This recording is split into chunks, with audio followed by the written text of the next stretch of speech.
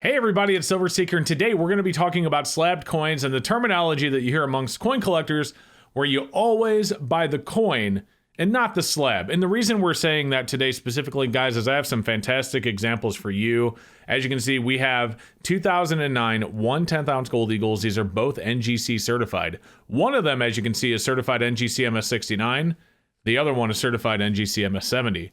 But are they really MS70s, or do we have some 69s out there? Now, let's be honest, we actually know that it's a known thing that coin graders are not perfect, nor are human beings perfect. I mean, everyone makes mistakes, but we need to discuss in this video specifically about the mass graded coins, like the ones that are sent off in bulk, like when new silver eagles come out, when gold eagles come out, and you have these bulk submissions that come in at 500 or 1,000 at a time. How well are they actually graded? And so right here in my hand, this is a perfect example of something we need to look at and discuss. So what we're going to do is we're going to get over to the coin camera. We're going to look at these under the coin camera, and then we're going to put them even closer under the coin scope. And I'm going to prove to you why buying this coin is way more important than buying the slab. You can never trust what's actually on the label. You always have to look at the coin yourself and make sure that you are happy with what is inside the slab, because again, nobody's perfect, including NGC and PCGS. Okay, guys, well, let's get into it. But before we do, if you want to see videos like this about coin collecting, stacking, numismatics, silver and gold, and more, don't forget to subscribe and click the bell so you get my future video notifications. Okay, guys, now that we have these up under the high definition camera, let's take a look at them. So you can tell right off the bat that these are bulk submission coins, and let me explain why. This is how it works. Whenever you submit a coin to NGC, you have a ticket number and then you have a line number. So the ticket number right here, this is submission number 3371106. As you can see, this one is submission number 3371103. And then the line number is the following number. So for example, this one is number 301. This is probably a submission of 500 coins. And this one right here is a submission 210 on that ticket. So whenever, like, let's say they sent off 500 1/10 ounce gold eagles, you would have 3371106, you would have 001 through 500. And so, they would basically be the order they grade them in. If you ever look at an NGC submission form, you'll note that you have line 1, line 2, line 3, line 4. And then when you get your coins back from NGC, the coin that you had on line 1 comes back as 001. The coin you had on line 2 comes back as 002. It basically works the same for bulk submissions, except for it's 500 of the same coin. So they're just going to put the number on them in order of the coin they graded.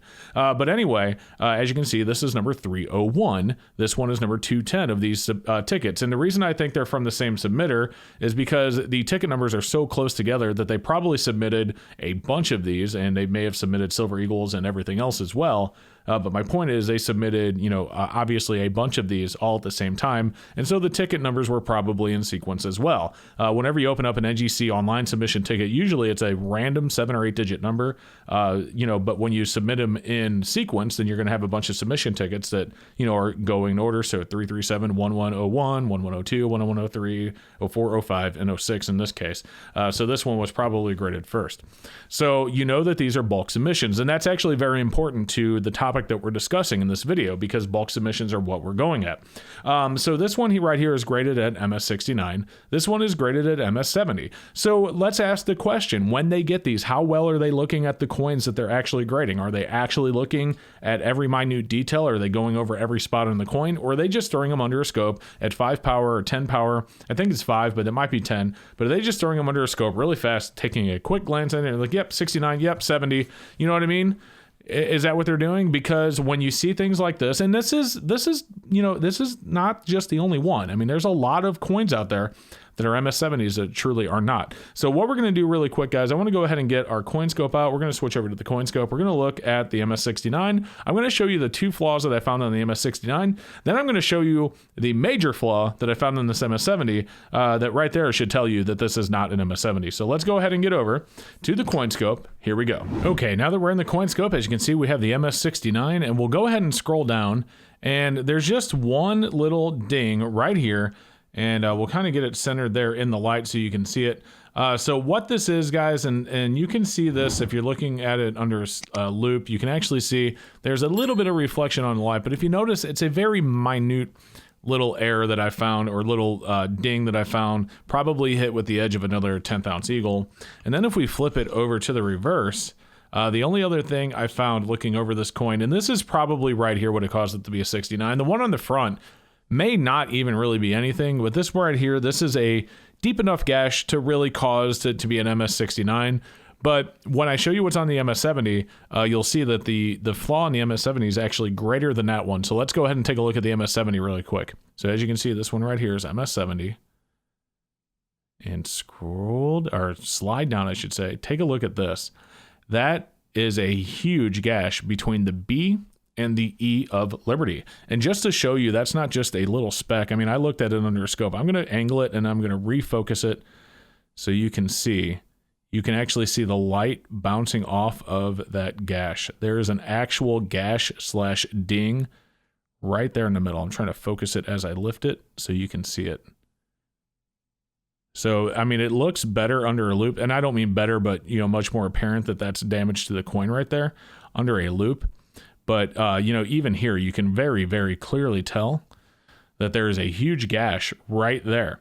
So this one, again, got an MS70, and that gash is definitely worse than both of the flaws that I found on the MS69. So that right there, what I just showed you under the scope is why everyone says, myself included, that buying the coin is much more important than buying the slab, because even coin graders are not perfect. Now, they're probably much more careful with Morgan silver dollars and older coins because those have more significant meaning. But on things like this, I can imagine if a coin grader gets 500 or 1,000 coins, like let's say someone just, you know, he comes into work one day and he gets thrown 1,000 silver eagles, 2 monster boxes of silver eagles on the desk. I can imagine where he might just kind of fly through them to get them done, and things like that may be missed. Both of those should be 69s. The one that's marked 69 should be a 69. The one that's 70 also should be a 69. So is MS70 a fool's game? Maybe, I don't know. But what I will tell you that if you're an MS70 collector like me, and I do like to collect some modern MS70 coins, everyone knows it. It's not something I hide. I definitely am a person that likes to collect slabs, and I certainly like to collect MS70 of some modern coins. If you're like me, always, always, always look at the coin. Don't just look at the grade on the slab. Don't just assume that they are perfect, because they are not. So there it is, guys. That is what I have for you today. As always, I like to show you coins actually in my hand with real world examples. This video is no exception. So there they are.